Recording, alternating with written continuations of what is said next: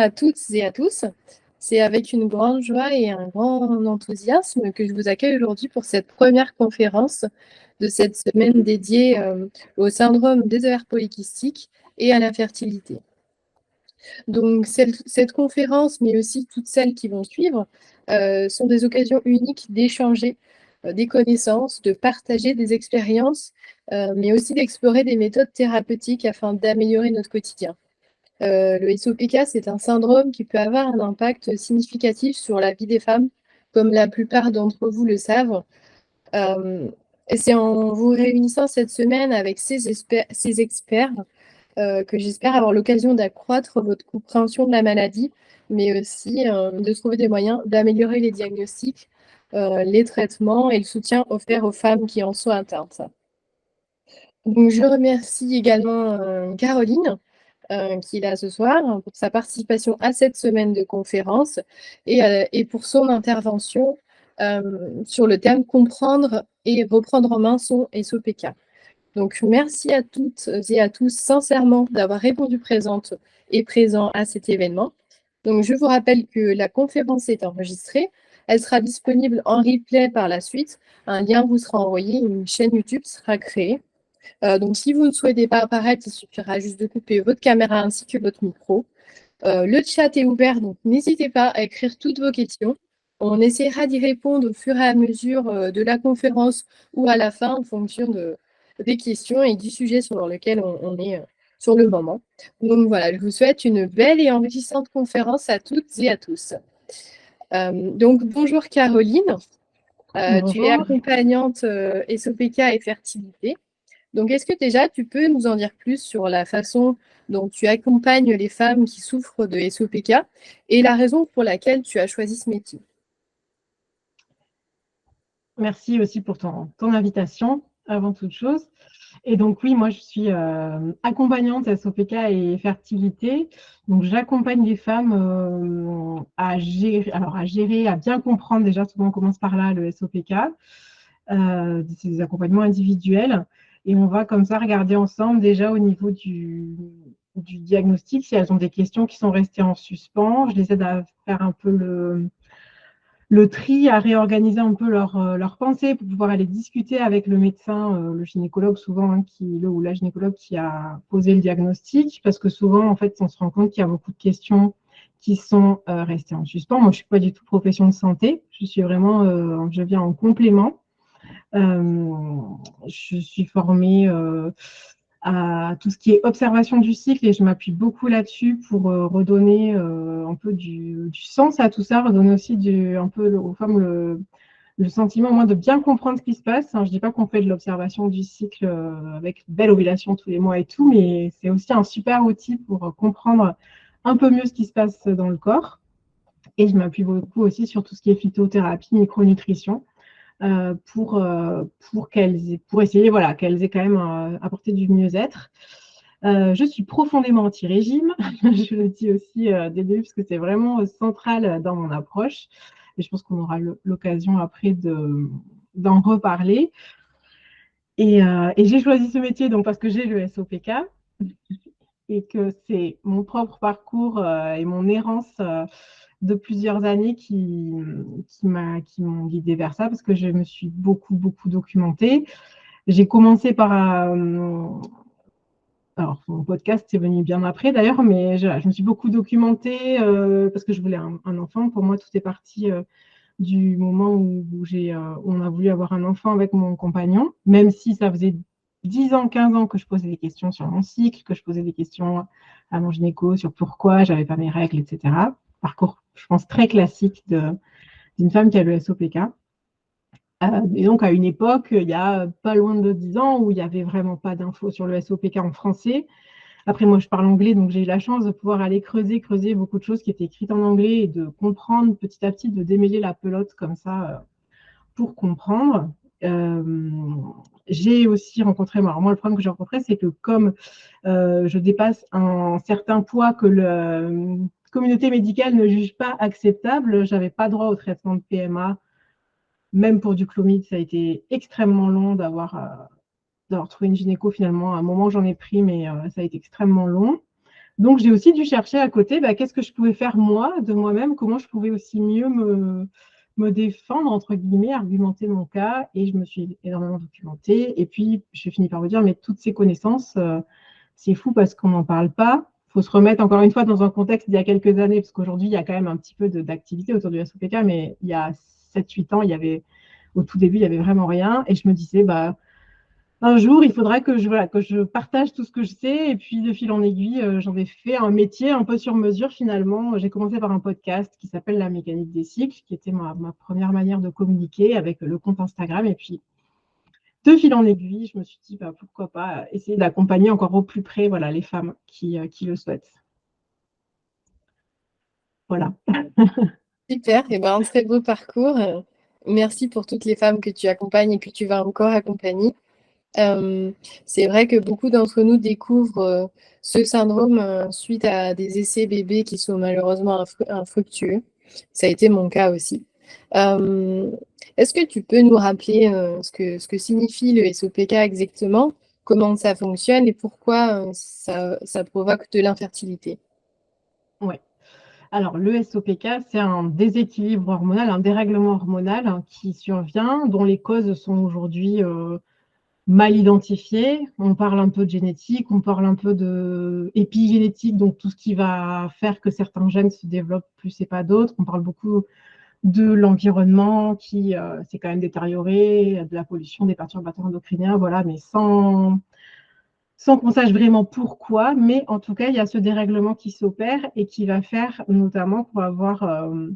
alors, c'est un dérèglement donc, du système hormonal des hormones reproductives. Donc, ça se passe à la fois dans le cerveau et dans les ovaires.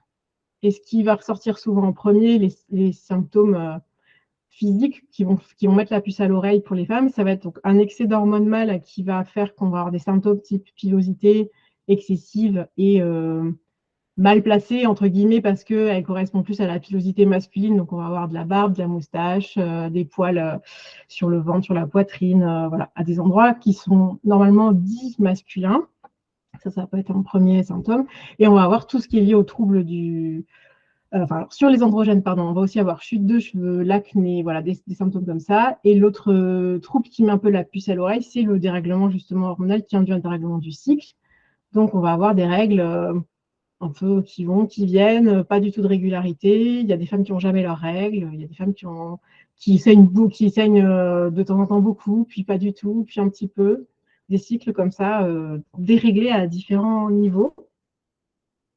Et donc, pour poser officiellement ce diagnostic, on va aller donc consulter un médecin, ça peut être un généraliste, souvent c'est le gynécologue aussi, et il faut avoir, donc, sur des critères qui font consensus médical, qu'on appelle les critères de Rotterdam, présenter 2 critères sur 3 parmi donc, cet excès d'hormones mâles ou hormones androgènes. Donc, soit si vous avez des signes physiques, c'est quand même un premier indice, parce que normalement, s'il n'y a pas trop d'hormones mâles, on n'a pas une pilosité excessive, la chute des cheveux.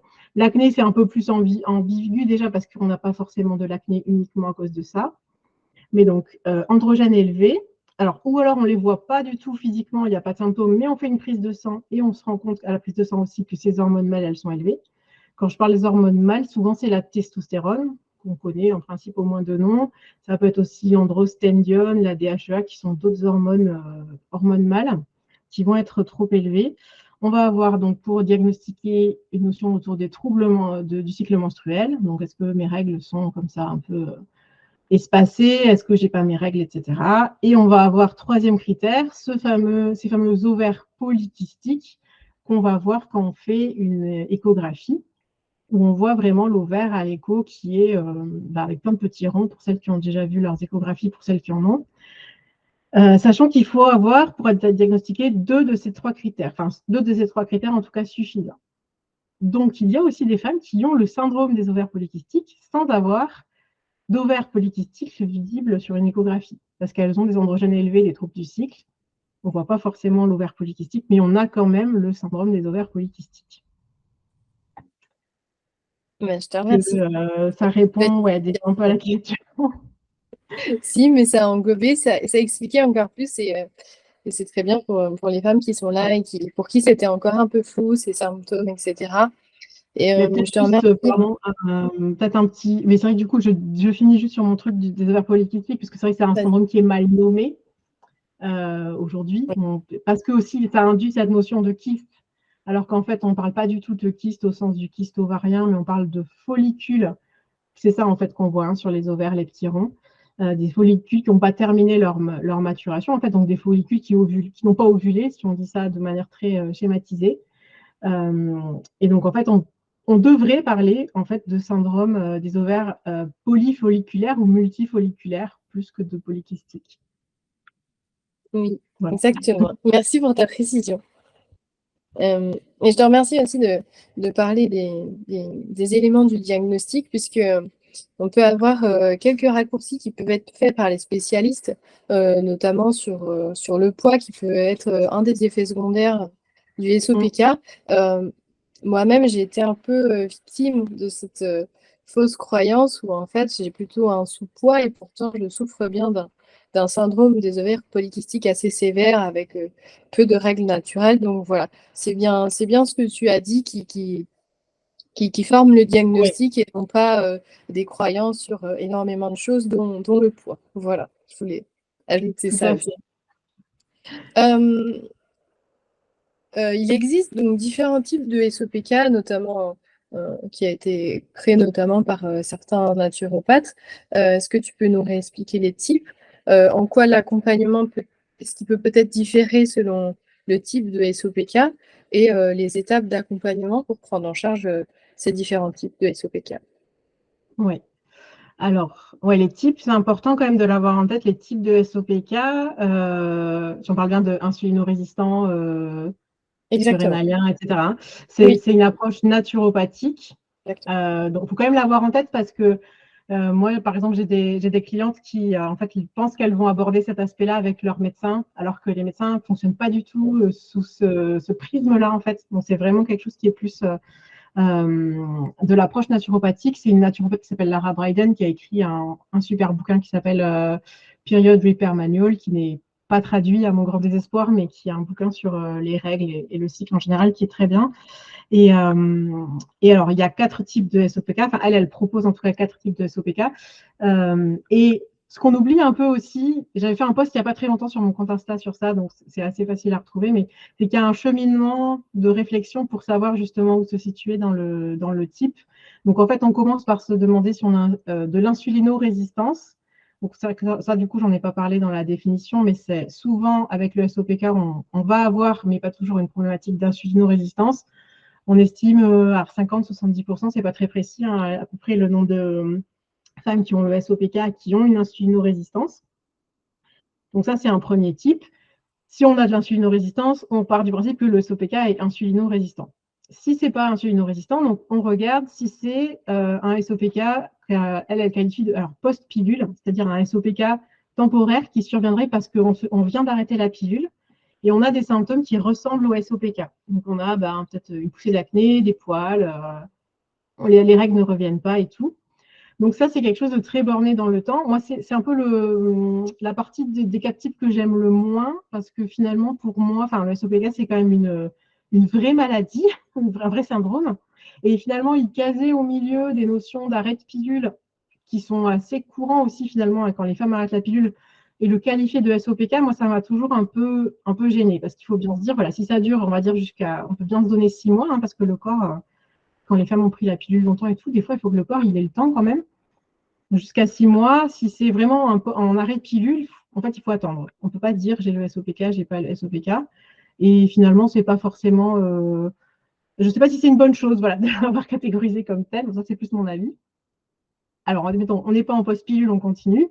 On va regarder si on n'est pas ni en inflammatoire en post-pilule, ni en insulino-résistant et post-pilule. Est-ce que c'est un SOPK inflammatoire?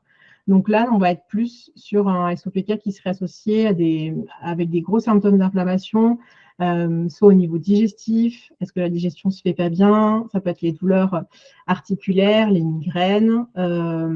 Et pour un peu corroborer tout ça, on peut aussi faire doser une hormone, faire un dosage du moins de CRP+, dans un labo. Et si cette CRP+, elle est élevée, c'est un marqueur d'inflammation. En fait, c'est pas une hormone, pardon, c'est un marqueur d'inflammation.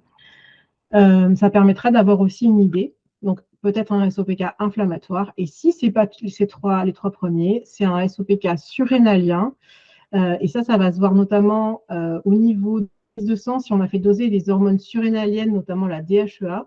Si la DHEA est élevée, donc c'est une hormone mâle aussi, mais qui est faite plutôt par les glandes surrénales, on va être plus dans un profil surrénalien. Là, on est plus, pour revenir sur ce que tu disais tout à l'heure, c'est pareil, hein, c'est des tendances, ce n'est pas des règles absolues, mais sur les femmes qui vont être plus minces, voire très minces, qui vont être plus sur un côté femmes très speed, des femmes qui ont besoin de beaucoup se dépenser, qui sont toujours un peu sur les nerfs.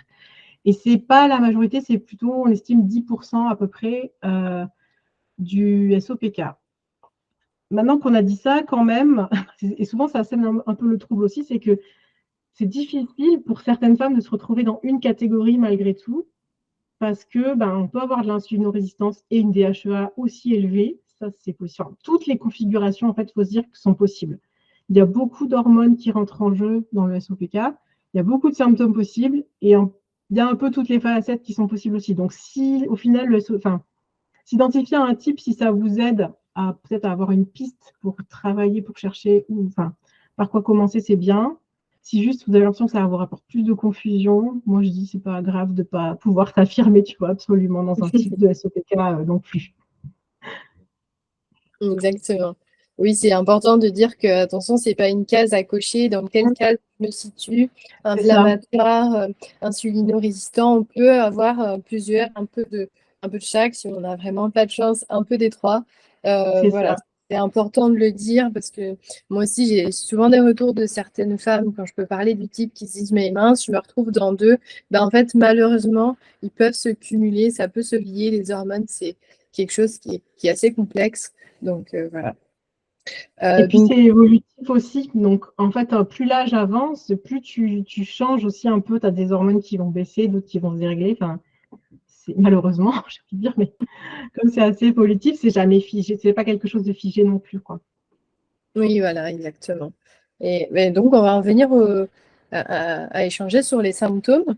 Donc, d'abord, comment suivre son cycle?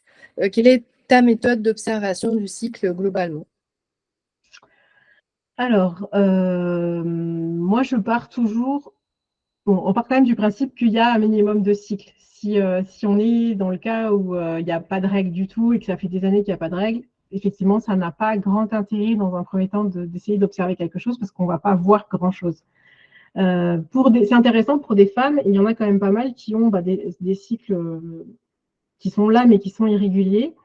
Et la question centrale, en fait, c'est vraiment d'aller chercher est-ce que ces cycles ils sont ovulatoires ou pas. Si au final, on se rend compte que les cycles sont ovulatoires, même s'ils sont réguliers, c'est déjà une bonne nouvelle. C'est une bonne nouvelle même quand on ne veut pas d'enfant parce que c'est quand même un équilibre global du cycle, qui aussi veut dire qu'en termes de santé, on n'est pas si déséquilibré que ça, même si l'expression n'est pas très jolie. Donc après, c'est pour observer son cycle, prendre sa température. Alors je vais ici sans trop rentrer dans les détails, mais en première partie de cycle, on a une température qui est à un certain niveau et passé l'ovulation, cette température elle va augmenter puis elle se maintient dans un plateau haut. Donc après les valeurs varient, alors on est toujours entre 35, allez, 8 jusqu'à 37, on est toujours dans cette fourchette-là, mais les femmes ne décalent pas toutes au même niveau de température. Et ça, c'est vraiment important. Enfin, c'est important. C'est vraiment un super indicateur parce que un vrai décalage de température bien confirmé, c'est vraiment ce qui valide une ovulation.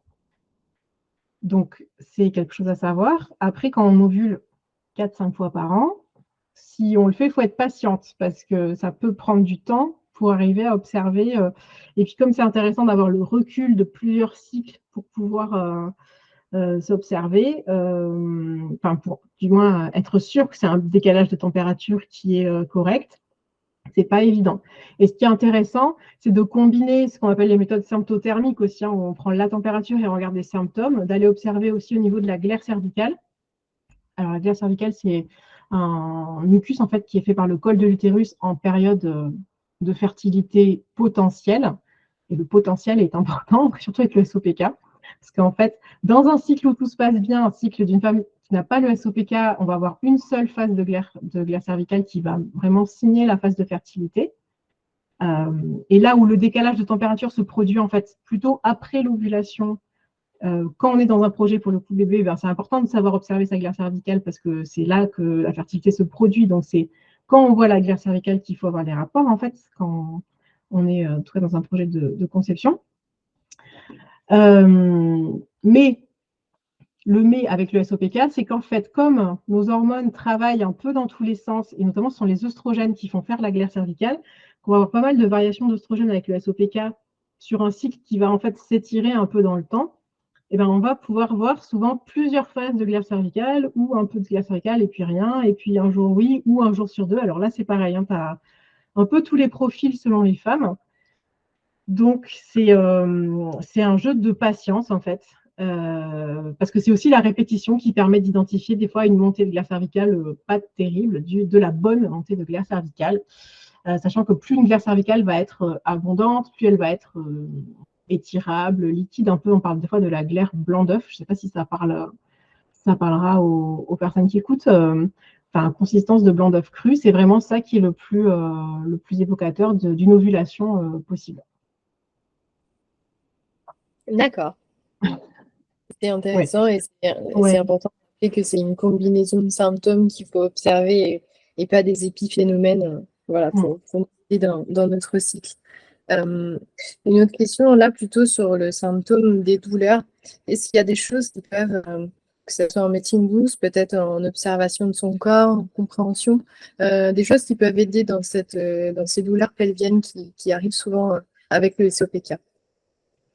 Oui, alors moi je conseille souvent l'ostéopathie pour le côté très mécanique aussi parce que c'est vrai que ça je ne l'ai pas dit au début, mais souvent alors avec les fameux follicules qui sont dans les ovaires, en fait les ovaires sont plus gros que la moyenne. Ça peut aussi être une manière de diagnostiquer. Et en fait ces ovaires, c'est ça qu'on sent hein, quand on a soit des douleurs ligamentaires ou des tiraillements et tout. Et les ostéos, alors ils vont pas faire rapetisser les ovaires, mais en retravaillant la sphère du bassin, et il y a des ostéopathes qui sont spécialistes gynéco aussi, qui ont des spécialités. Donc après, il ne faut pas hésiter à regarder un peu les spécialités. Je trouve que l'ostéo fonctionne pas mal, même à titre personnel aussi. Il y a une autre chose qui fonctionne pas mal, c'est les machines à TENS. Je ne sais pas si tu vois ces petites machines à électrodes qui font des petits courants électriques. Ok. Donc maintenant, il y a le Urgomoon qui est plus comme un patch qu'on met sur le ventre. Il y a le BlueTense qui est très bien aussi. Et c'est un peu comme les machines qui faisaient dans les téléachats là, pour se muscler, tu sais, tu collais des petites électrodes et ça faisait une petite décharge. Alors c'est le même principe, mais avec un courant plus faible et que tu portes sur toi, tu fais des sessions comme ça, ça dépend des machines, après tu as 10, 20, 30 minutes, et ça endort en fait la douleur. Alors ça n'a rien de curatif, c'est vraiment ce qu'ils appellent la théorie du portillon, c'est en fait le courant, en fait, leurre le cerveau à penser qu'il n'y a plus de douleur. Donc c'est un bon outil pour pallier quand on doit faire des choses qu'on ne peut pas se poser avec une bouillotte et tout. C'est quelque chose qui fonctionne pas mal aussi. Ok. Oui, et la bouillotte, bien sûr. Après, voilà, quand on peut se poser, bouillotte, faire des étirements, beaucoup du yoga, très doux yin yoga, très tourné vers le bassin ou fertility yoga, des yogas comme ça qui vont aller travailler en profondeur. Il ne faut pas hésiter à tester des choses parce que c'est vrai qu'après, chaque femme aussi a ses spécificités. Il y a des choses qui vont marcher pour certaines, pas pour d'autres. Exactement. Donc, on va tester. En fertility yoga, il n'y a pas très longtemps, j'ai rencontré Charlotte Muller qui propose le yoga de la fertilité. Séance en ligne, aussi un studio sur Paris, donc voilà, c'est aussi des pistes à explorer. Donc si on continue sur les symptômes, parlons un peu du poids, comment réguler son poids, autant donc comment plutôt peut-être aider à en perdre pour ceux qui souffrent de surpoids, ou comment se stabiliser pour celles qui sont plutôt en sous-poids. Alors, le poids, c'est une question en fait, qui est hyper complexe. Et contrairement à ce qu'on nous fait beaucoup croire, et ça c'est un peu le poids de la culture du régime et tout ça, on a très peu de contrôle, voire pas de contrôle sur le poids. Ni quand on en a trop, ni finalement quand on en a pas assez. C'est un peu comme la taille en fait. Et on a beaucoup amené à penser que alors oui, effectivement, si tu fais un régime de très court terme en te privant de tout, tu vas amaigrir, par exemple. Mais en fait, dans le temps, bah, ça ne va pas durer. Tu vas reprendre le poids que tu as perdu. C'est ce que sûrement beaucoup de femmes qui ont fait des régimes ont pu expérimenter dans leur vie, hein. Ça dure un temps et puis on reprend le poids, voire même on reprend un peu plus. Et au final, aujourd'hui, il y a des études qui montrent quand même que c'est plus intéressant de se maintenir au poids où on est, peu importe ce poids. Et il faut oublier les histoires d'IMC, euh, qui sont aussi des cases, hein, un peu comme on disait tout à l'heure, les cases des types.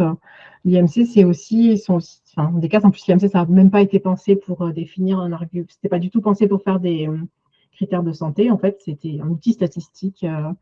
Ça a été aussi voilà, pas mal travaillé. C'était à la base fait pour faire des statistiques sur des hommes blancs. Donc, je pense que rien que homme ce soir, il n'y a pas grand monde qui est concerné. Blanc, bon voilà, ça ne concerne pas tout le monde non plus. Donc l'IMC, franchement, c'est pas hyper intéressant.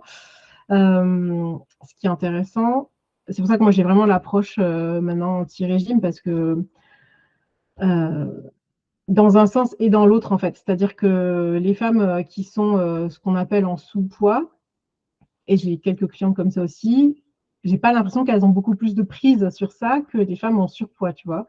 Et c'est pas facile et c'est, je pense, frustrant pour elles aussi quand on leur dit qu'il faudrait prendre même 4-5 kilos et qu'elles n'y arrivent pas, mais parce qu'en fait, le corps, il fait ce qu'il veut, il fait ce qu'il peut, et notre corps, il travaille comme il travaille, mais bon, il a quand même le mérite de faire qu'on est là ce soir. On n'est peut-être pas en tip-top santé, mais on n'est pas en santé catastrophique non plus. Et ça, on a tendance à l'oublier.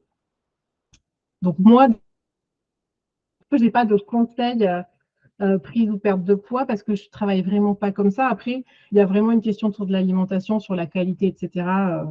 On va peut-être en parler après, Justement, je te laisse en parler. J'avais la question en ouais. effet. Est-ce qu'il y a des aliments à interdire avec le SOPK? On entend parler de gluten, des sucres, etc. Donc, je te laisse nous donner ton avis là-dessus.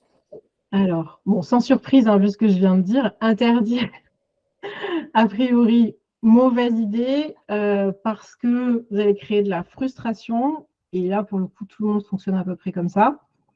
Et plus on a fait de régime, et plus on a été exposé à des interdits, à des restrictions, plus on a aussi perturbé son rapport à l'alimentation. Donc, il faut aussi faire attention parce qu'on a quand même une prédisposition avec le SOPK aux troubles du comportement alimentaire.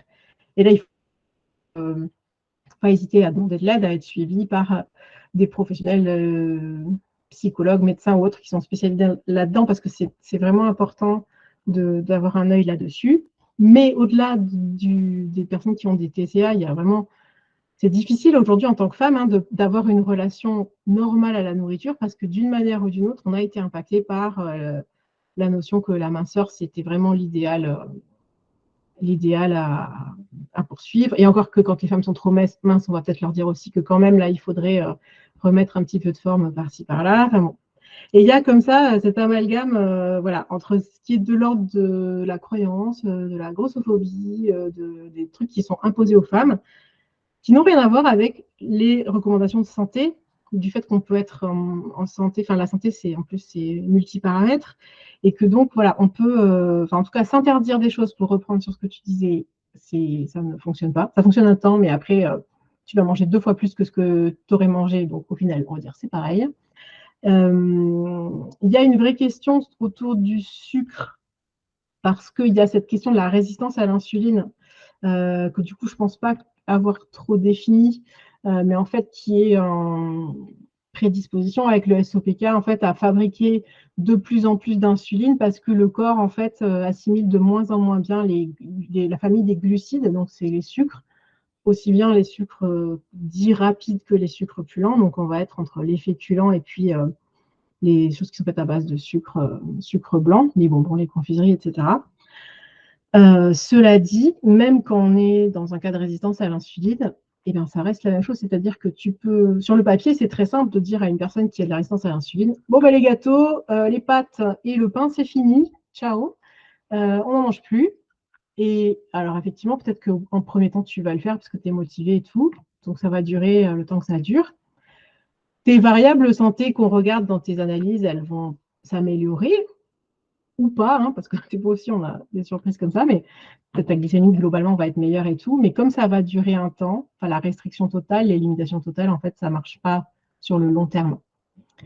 Ou alors ça se fait peut-être pour des personnes qui arrivent à tenir très longtemps, mais en fait qui vont tellement modifier leur état mental, enfin qui vont être dans un tel stress de contrôle, hein, tu vois, et puis peut-être aussi de mal-être, de jamais pouvoir manger comme tout le monde, que si on prend la santé au global, et la santé au global, c'est pas que, tu vois, les paramètres métabolisme, c'est aussi la santé dans la tête, je suis pas sûre qu'en bout de course, on soit mieux. Donc je sais que c'est difficile aussi à entendre que quand cette là, et c'est elle aussi qui fait prendre du poids, et c'est qui va donner un peu la facilité qu'on pourrait dire à prendre du poids. C'est difficile parfois à entendre, mais il faut se dire aussi qu'on ne peut pas lutter à 100%, et qu'il vaut mieux avoir une alimentation où on essaye d'ajouter alors les bonnes choses, j'y reviendrai après, et qu'on se garde aussi la partie récréative, tu vois, et puis, ou même pas récréative. Manger des pâtes, c'est pratique, ça reste un féculent, on a quand même besoin de manger un peu de féculent. Le pain, c'est pareil. Donc, tu vois, après, c'est aller plus vers le complet si on aime ça, si aussi digestivement, c'est bien toléré. Et après, c'est plutôt essayer de penser déjà à qu'est-ce que j'ajoute, qu'est-ce que je mets dans mon assiette plutôt que à qu'est-ce que je vais enlever. Donc, est-ce que je mange bien? C'est du bon sens. Après, on sait tous que manger des légumes, c'est plein de vitamines, c'est plein de minéraux, ça nous apporte plein de choses, ça nous apporte des fibres, c'est hyper important, des fruits et des légumes. Aller vers les aliments complets, aller vers manger suffisamment de protéines, parce que souvent les femmes n'ont pas forcément beaucoup d'apports en protéines. Ne plus avoir peur du gras, des bons gras, tu vois, donc bien mettre des bonnes huiles dans les salades, cuisiner avec des matières grasses, des avocats, des œufs, des choses comme ça. Mais sans trop se prendre la tête non plus, quoi. Parce qu'il y a plein d'autres paramètres sur lesquels on peut agir et qui sont hyper importants et très sous-estimés, notamment tout ce qui va être le côté mental, stress et tout, qui paraît toujours un peu secondaire finalement, parce qu'on se dit j'ai le SOPK, donc je vais faire un régime. Et en fait, c'est pas la meilleure manière, je pense, de se rendre service sur le long terme. Et pour répondre, pardon, à ta question du gluten, alors le gluten, c'est un peu comme le sucre aussi, c'est un aliment qui peut être inflammatoire. Donc, à voir au cas par cas, mais en fait, en vrai, alors j'avais fait tout un podcast sur le gluten aussi. Enfin, si vous voulez plus de détails, n'hésitez pas à aller écouter. Il y a une vraie question autour du gluten, pas tant sur le gluten que sur la qualité du blé. Et on peut se rendre compte souvent que les produits qui sont inflammatoires, finalement, ça va être des produits hyper transformés, raffinés, avec des blés qui sont des blés d'import qui viennent de l'autre bout du monde, où le traitement pesticide n'est pas le même que celui d'Europe, qui est déjà pas forcément GG, mais en fait, on se rend compte que les blés importés Canada, États-Unis, hors UE, sont extrêmement trafiqués. Et il y a aussi des études et un très bon documentaire là, j'oublie le titre, mais dont je parlais dans mon podcast, qui montrait bien comment c'était pas tant seulement le gluten pour le gluten, mais le fait que le blé était beaucoup trafiqué et que ça rendait malade les gens. Ça, c'est vrai. Donc, voilà, choisir des pâtes, du gluten de qualité, des farines plutôt pas trop trafiquées, faire la cuisine soi-même. Alors, peut-être pas faire les pâtes soi-même, mais des pâtes, on en trouve aussi, tu vois, pas forcément partir sur les pâtes commerce, plutôt de temps en temps faire avec des pâtes un peu plus artisanales. Ça peut être une solution aussi. Oui, c'est important de rappeler que c'est toujours la même chose, c'est pas des interdictions, mais c'est faire attention à la quantité et à la qualité. On peut manger des bonnes choses qui viennent de bons produits, et puis en petite quantité, en diversifiant les produits, c'est ça le plus important, en gardant son plaisir. Et c'est ça aussi que j'ai voulu montrer pendant cette semaine de conférence, c'est que j'essaye de toucher un peu tous les sujets. On aura d'ailleurs une diététicienne jeudi pour nous apporter des conseils niveau alimentation. Et on a une psychologue samedi pour parler aussi de l'impact que peut avoir le diagnostic. On n'a pas seulement des symptômes physiques, mais ça va au-delà de ça. Ça va sur notre capacité à être malade, sur énormément de choses. Donc, il y a un grand panel de sujets à voir sur le syndrome des ovaires polykystiques, en effet. Ouais. Pour les femmes qui ont posé des questions dans le chat, on y reviendra tout à la fin, parce que je déroule le fil qu'on a construit avec Caroline, et ne vous inquiétez pas, on y répondra à la fin. Donc ensuite, on va parler de la pilule. Est-ce que arrêter la pilule peut faire revenir les douleurs du SOPK qui s'étaient atténuées? Et qu'est-ce que tu penses globalement de la pilule? Alors, les douleurs, oui, ça va dépendre, mais le principe, aujourd'hui, la pilule, c'est le seul traitement, on pourrait mettre des guillemets. Ce n'est pas un traitement qui a été conçu pour le SOPK, mais en fait, la pilule, elle fonctionne en mettant les hormones sexuelles au repos. Donc, elle va, et pour le coup, y compris la testostérone, donc elle va effectivement atténuer beaucoup de symptômes parce qu'il n'y a plus du tout de cycle. On est vraiment à zéro. Donc, forcément, quand on arrête, et c'est un peu l'histoire du SOPK post-pilule aussi tout à l'heure, c'est qu'il y a cet effet rebond, alors qui est hyper courant, pas que chez les femmes qui ont le SOPK, du coup, hein, d'un peu tout, parce que le système se remet en route aussi. Donc, on va vivre une espèce de nouvelle adolescence, tu vois, où les hormones partent un peu dans tous les sens. Alors, effectivement, quand tu as le SOPK, après, elles vont se remettre comme elles étaient avant. C'est pour ça qu'on dit parfois, alors que la pilule, c'est un peu comme le pansement, comme le cache. Tu vois, si tu as un voyant sur ton tableau de bord qui s'allume dans ta voiture pour dire il y a un problème, c'est comme si tu mettais ta main ou un pansement et tu dis ah ben j'ai caché le voyant, donc il n'y a plus de problème. À côté de ça, c'est un soulagement. Il y a des femmes pour qui c'est un soulagement parce qu'elles ont des symptômes qui sont tellement aussi galopants, donc c'est jamais.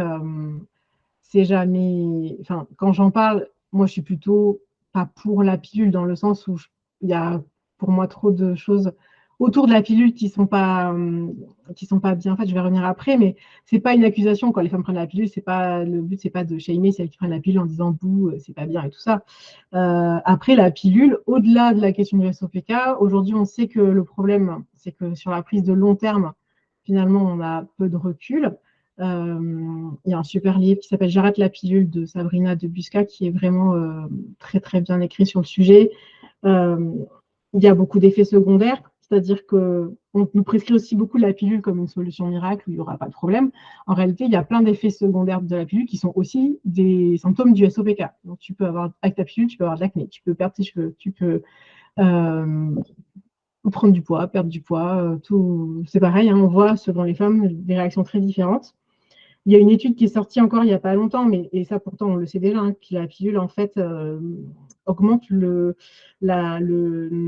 chances de faire une dépression. Donc, ça a vraiment un impact fort sur le moral des femmes. Et c'est juste 30% pour les femmes, et pour les toutes jeunes filles, le pourcentage était énorme. Honnêtement, je ne m'en souviens plus, mais c'était vraiment un pourcentage très fort. Parce que la pilule, c'est vrai qu'on l'a prescrit aujourd'hui, depuis pour ma génération, c'était déjà le cas, mais très jeune, on se retrouve avec des femmes qui prennent la pilule parfois 10 ans ou plus, alors que quand on repense à la pilule quand elle a été mise sur le marché, on s'adressait plutôt à des femmes qui avaient déjà des enfants, qui étaient plutôt en fin de fertilité, et qui effectivement, quand à l'époque, tu avais déjà 2-3 enfants, tu n'avais peut-être pas envie d'en avoir 4-5, tu prenais la pilule, mais sur un temps plus court, sur un cycle déjà qui était bien établi.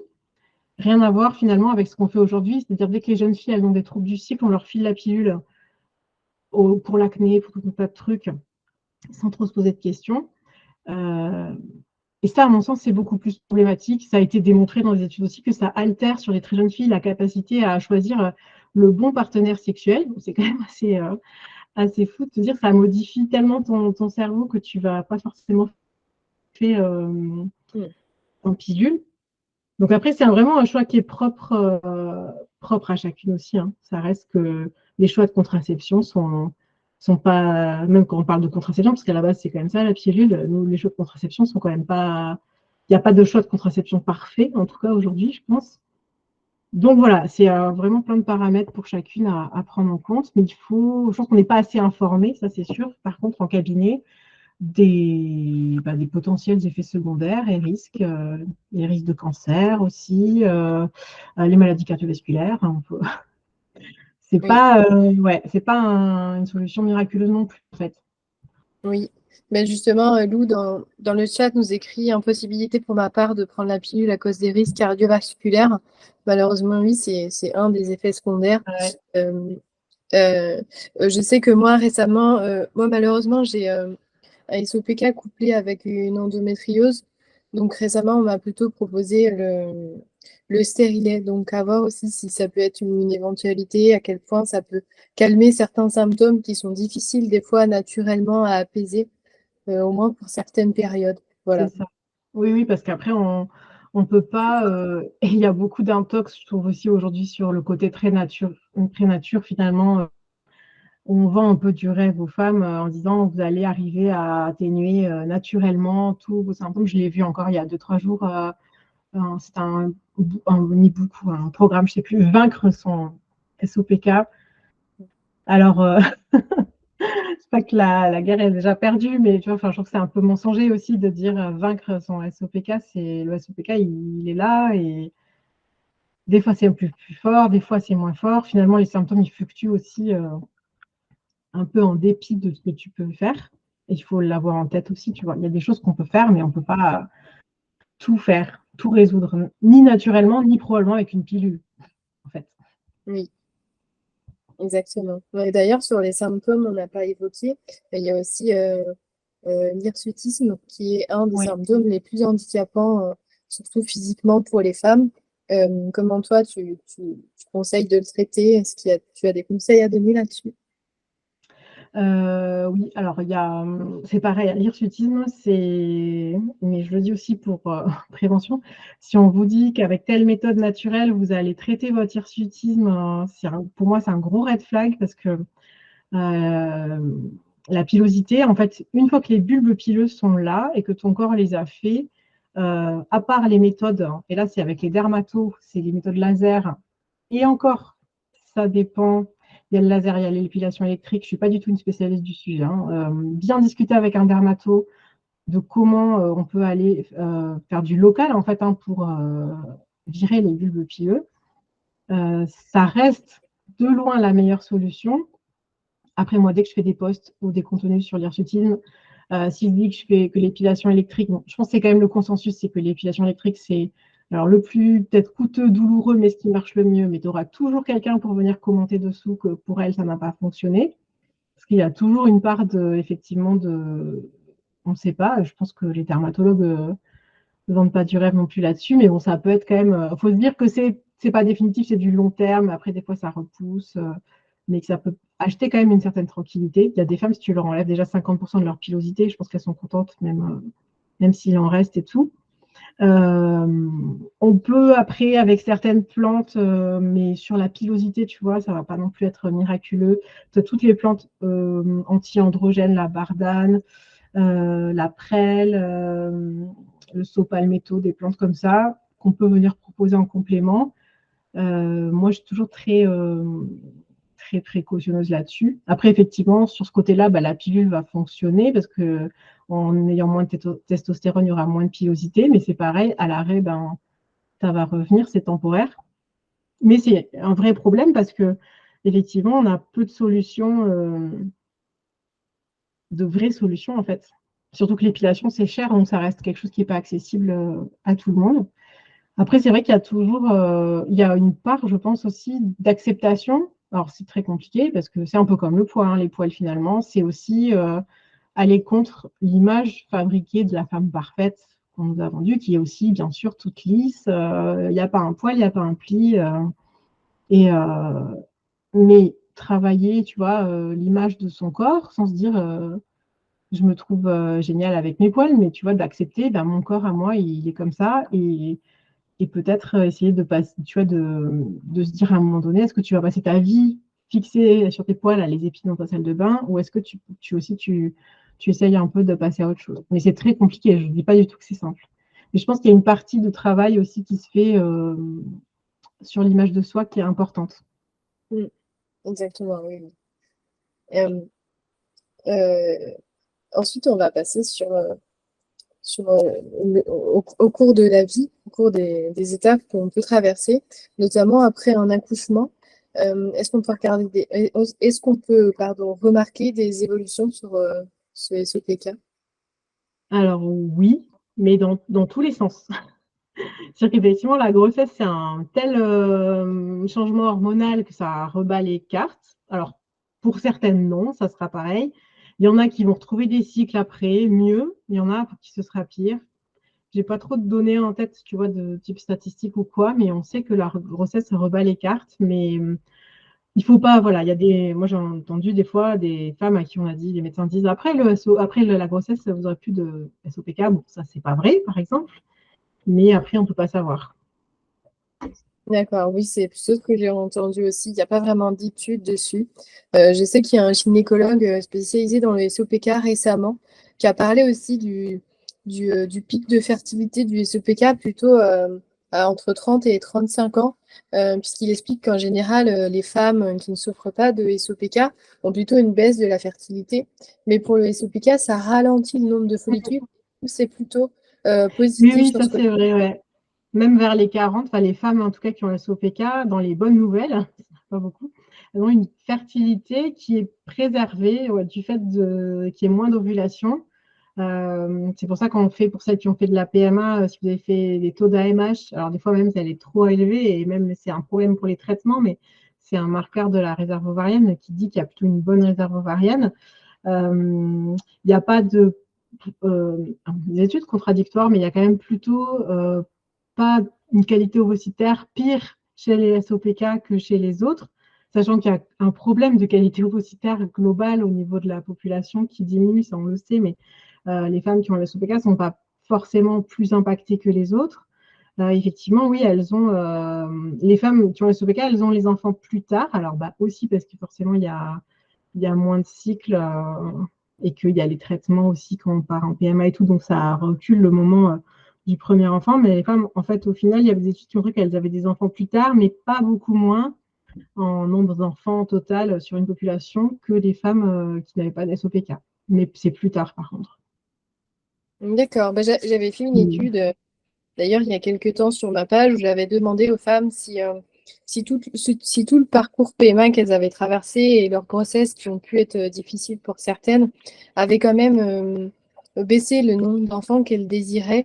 Et pour un bon 40%, c'était le cas quand même. Elles ne se sentaient pas soit de revivre le parcours, soit physiquement aussi, c'était très compliqué d'essayer de nouveau tout le parcours de PMA. Donc voilà, ça joue plutôt sur le côté, Ouais, peut-être pas après, tant je comprends.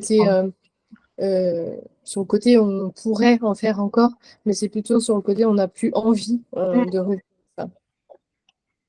Ouais, ça se comprend aussi parce que pour les PMA, c'est des parcours qui sont lourds, Mm, coûteux à tout point de vue, que ce soit exact.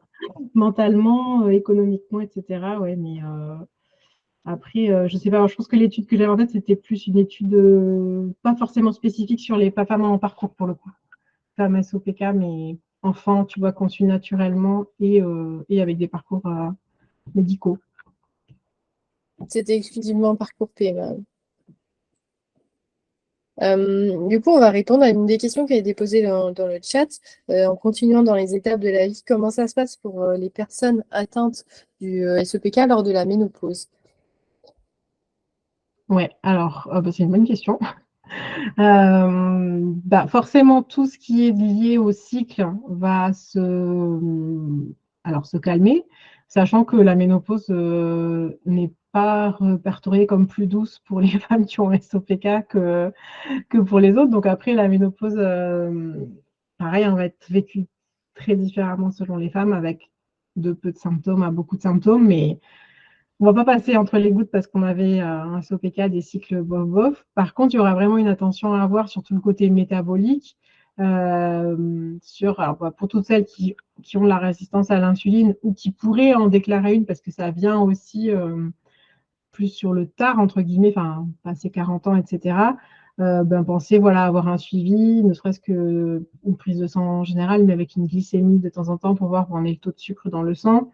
Parce que le SOPK prédispose, alors prédispose, ça ne veut pas dire que c'est fléché pour tout le monde, mais au diabète de type 2, à certaines maladies cardiovasculaires. Parce que souvent, avec le SOPK, il y a ce trouble métabolique associé. Mais encore une fois, qui n'est pas une certitude pour toutes les femmes non plus. C'est un facteur de risque, mais voilà, c'est à savoir. Donc normalement, on pourrait dire hors voilà, des règlements métaboliques, quand même un mieux parce qu'on ne va plus avoir les douleurs des ovaires qui travaillent. En tout cas, sur tout ce qui va être sphère ovarienne, quoi. D'accord, ok. Donc, je ne sais pas, voilà, c'est difficile de donner une réponse parce que je pense que ça va être encore très, voilà, très variable selon les femmes, mais Oui, c'est important de rappeler qu'il existe autant de SOPK qu'il y a de femmes qui en souffrent, je pense. Donc, ouais, c'est assez c'est ça. complexe. Une dernière petite question, puis après, on répondra aux questions du chat. Comment globalement améliorer sa fertilité sans avoir recours à la PMA ou peut-être en complément de la PMA? Quelles sont les bases de la fertilité à connaître? Alors, donc déjà, faire un petit état des lieux, mais c'est ce que j'ai dit tout à l'heure, voir à peu près s'il y a des ovulations, pas d'ovulations, c'est vraiment déjà la base. Après, on peut aller soutenir le cycle avec des plantes. Après, c'est pareil, c'est difficile de faire des réponses généralistes. Dans les trucs qui marchent bien, il y a l'huile d'onagre qu'on peut prendre sur tout le cycle et qui va aider à la fois la glaire cervicale, à la fois la progestérone pour l'ovulation, qui est un bon complément. Globalement, il ne faut pas hésiter à faire des cures de vitamines, souvent pour soutenir le corps, pour avoir un bon statut en vitamines, pour démarrer une grossesse, c'est important. Bien manger, manger suffisamment. On ne se met pas au régime au moment de faire un bébé et on ne commence pas à priver le corps parce que sinon le corps, ovulation, pas prioritaire, on ferme. Manger suffisamment de bons gras parce que les gras, les bonnes matières grasses, elles vont servir à fabriquer toutes les hormones sexuelles en fait. Donc on a vraiment besoin d'avoir ces apports de bons gras. Donc si on a un cholestérol qui est trop bas, c'est pas bien non plus, même si on a souvent entendu que le cholestérol, il fallait qu'il soit pas trop haut, mais il ne faut pas qu'il soit trop bas non plus. Qu'est-ce qu'on pourrait donner les bases de la fertilité. Après, c'est effectivement, hein, si on voit qu'il y a un peu de cycle, avoir une lecture hyper fine, aller apprendre l'observation du cycle. Moi, j'ai fait un programme en ligne qui est dédié à l'observation du cycle spécial SOPK parce qu'il y a quand même des petites subtilités. Parce que si tu ovules 8 fois dans l'année, tu as moins de chances de tomber enceinte que la nana qui ovule 12, 13 fois dans l'année. Hein, ça, c'est logique. Donc, bien savoir repérer les fenêtres fertiles, être bien aux commandes pour avoir les rapports au bon moment. Ça peut être aussi vraiment un accélérateur pour des couples qui sont comme ça en désir d'enfant. Voilà, qu'est-ce que je pourrais te dire d'autre? Après, ça va vraiment dépendre des couples, des couples aussi. Alors, sans recourir à la PMA, au bout d'un moment, ou même au début, tu vois, moi, ce qui me fait beaucoup râler pour les femmes qui ont SOPK et qui veulent quand même concevoir naturellement, c'est qu'on devrait faire des spermogrammes au mari. Parce que c'est pas impossible de concevoir effectivement naturellement avec un SOPK, ça dépend vraiment de l'état du cycle, encore une fois. Mais par contre, comme il y a déjà le souci du SOPK, ça serait pas mal d'avoir un état sur la fertilité de monsieur, quitte à renvoyer le couple à la maison en disant voilà, on sait que monsieur c'est OK, donc allez-y quand même. Et c'est vrai que sur tous ces aspects-là, même globalement sur les examens pour les femmes, il n'y a pas de prévention, il y a très peu de prévention en matière de fertilité. Et ça, c'est dommage. Quand tu vas voir ton gynéco et que tu te dis on a un projet bébé, souvent, même si tu dis mes règles, je ne sais pas trop et tout, on va te dire vous allez quand même essayer pendant 6 mois, 1 an, mais on ne t'explique pas particulièrement ce que c'est une fenêtre fertile. On ne t'explique pas que tu es fertile que 5-6 jours dans un cycle, quand bien même ce cycle il dure 65 jours. Tu vois, il y a plein de choses qu'on pourrait débloquer en amont. Du coup, moi, c'est ce que je fais beaucoup aussi en rendez-vous, parce qu'en fait, ces connaissances-là, à aucun moment, finalement, on nous les passe, quoi. Et plus faire Oui, des bilans, on pourrait faire des bilans beaucoup plus tôt, tu vois, sans forcément tout mettre en branle derrière tout de suite pour que tout le monde aille en PMA, mais pour avoir une idée déjà plus fine de ce qui se passe. oui, exactement. C'est un sujet aussi assez sensible sur lequel je m'étais positionnée il y a quelques temps aussi, puisque moi, je souffre d'un SOPK sévère, c'est-à-dire que je n'ai pas de règles naturellement. Et dans les premiers temps, je suis allée voir des spécialistes. On m'a dit attendez un petit peu, attendez. Et en fait, sur les résultats, les chiffres étaient déjà bien présents, j'ai un SOPK bien sévère et j'ai dû un peu me battre et changer plusieurs fois de spécialiste pour qu'on me croie et qu'on me dise qu'en effet, j'aurais rien pu faire toute seule, entre guillemets, qu'attendre. Ça ne servait Non, pas à mais c'est ça. grand-chose. Quand tu Et n'as pas de règles, c'est pas la peine de. Enfin, oui, là, quand il n'y a pas de règles, les femmes, elles le savent. Hein. Les femmes qui n'ont pas leurs règles, qui ne les ont pas eues pendant plus d'1 an et tout, elles savent très bien, même celles qui ne sont pas très connectées à leur corps, qui ne s'observent pas et tout. Je veux dire, tu sais très bien si tu as tes règles ou si tu n'as pas tes règles. Et si vraiment tu penses que c'est pas bien du tout, ou bon, tu sais, si tu te dis que ça va. Et quand c'est comme ça n'a aucun sens de faire attendre les gens. Enfin, pas de règles, c'est un gros, exactement. gros warning. Là, il faut effectivement, consulter et pouvoir être aidé rapidement. Mais oui, Oui, oui, et j'ai, il y a Lou aussi qui nous laisse un message. Je confirme sur le régime, la première gynéco que j'ai consultée au début du désir d'enfant m'a simplement dit, Madame, perdez 10 kilos, vous serez enceinte avant la fin de l'année. Finalement, j'ai fait 6 ans de PMA derrière et je suis allée jusqu'à la FIV. C'est bien pour ça aussi que je conseille en général aux femmes, si vous vous sentez pas écoutée et entendue, vraiment, mais allez voir quelqu'un d'autre, quelqu'un vraiment ouais. vous vous sentirez écouté parce que c'est déjà dur de niveau psychologique de sentir qu'il y a quelque chose qui ne va pas, que ça ne fonctionne pas peut-être comme ça devrait faire. Et donc, l'écoute, c'est vraiment important. Ouais. Et puis, franchement, les perdre des 10 kilos, revenez me voir, c'est juste plus possible. On est en 2000, bon là, c'était pas en 2023, mais c'est pareil, c'est plus possible.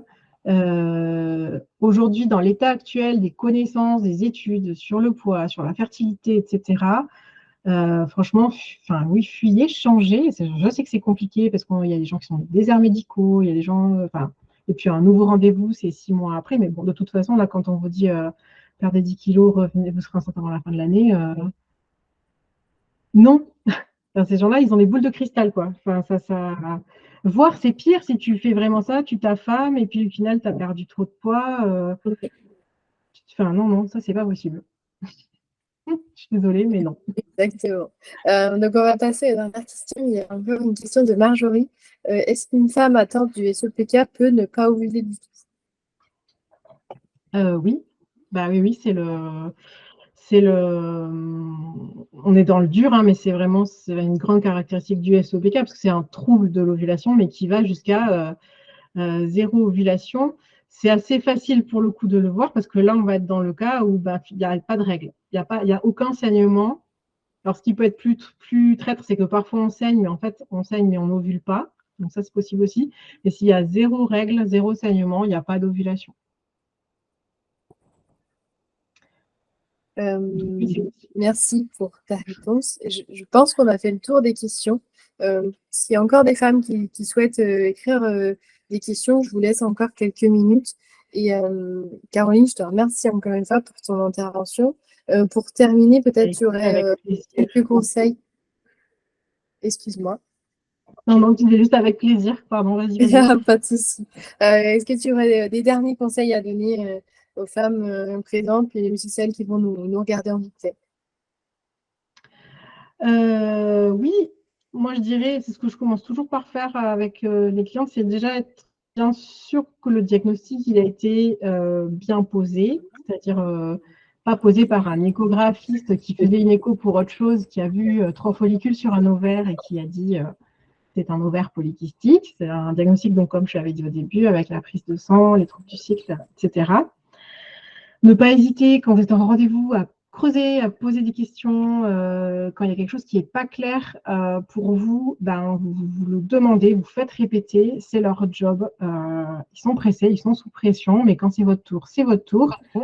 Si vous avez attendu vous-même 2 heures dans la salle d'attente, voilà, c'est votre tour et c'est à votre tour de poser des questions. Parce que moi, je reçois énormément de demandes, tu vois, de messages privés. Mon médecin m'a dit que, qu'est-ce que vous en pensez? Moi, je n'en pense rien parce que je ne suis pas médecin.